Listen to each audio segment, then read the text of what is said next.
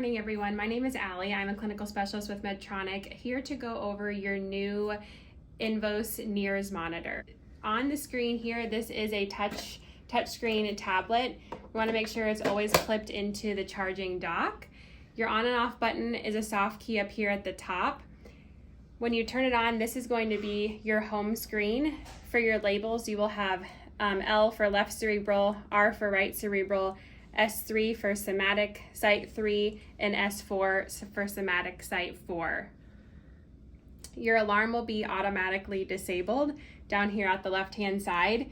And if you were to need to change any of the preamps, you can slide this over, pull down. When you go to plug them back in, we want to make sure the red dot is matched up to the red dot, and they will clip in there together.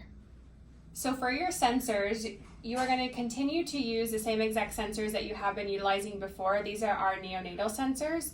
This is for anybody under 40 kilos.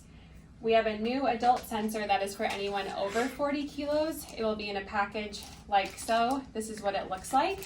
You will notice that these have different end connectors. With that, you will need to have different cables plugged into your preamp. So for the neonatal sensor, you will need this short pigtail cable. Every monitor in the OR will be outfitted with 2 preamps set up with 2 of these pigtails. For your adult sensors, you will need to go get a longer patient cable that will plug in to the preamp, and it is much longer. So when you go to plug in your sensors, while you're still on the home screen, your numbers will populate. It's important that we want to ensure that wherever the values are listed on this body on the screen is what matches the patient. So we no longer have a preamp that says 1, 2, 3, 4. Now we have moved to more of a light-based system, and with this you can move around your sites. So when I tap the right side, you'll notice it lights up right here at the preamp what site that is. You can then trace it to the patient's body and ensure it's on the right side. If it's not and you need to switch that and it's really on the left-hand side, all you'll do is you'll take your finger, drag it over, those values will switch sides. As long as they're on the right place on this body, then what matches the patient, that is going to then translate to your Philips monitor, and then it will be transferring into Epic appropriately. So when you are ready, after you've already confirmed placement of the sensors, they match, the patient matches what is up here, you're going to want to hit New Data Set. Hitting New Data Set will automatically open up a case. It'll prompt the numbers to go onto the Philips and then into Epic. A big difference between this platform and our older platform is this one will automatically take a baseline for you after 1 minute. That is what these circling arrows are here. It's establishing your baseline. We still want to get baselines prior to induction if at all possible.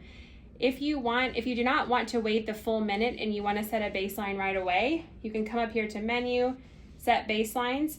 You can tap which site you want a baseline retaken, or if you want all of them retaken, you hit Retake and Close.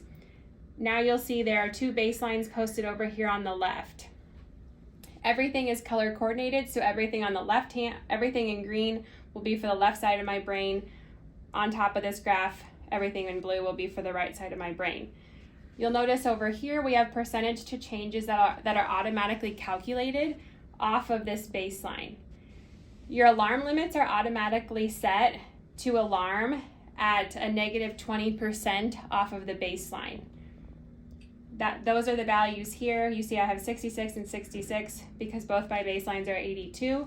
Once either one of these values hits 66, that is when you will get an alarm. A couple of other new features that we have, you can see here, we are just viewing 1 hour's worth of time. If you can pinch out just like you would on your phone all the way out to 24 hours. You can zoom in as close as 1 hour.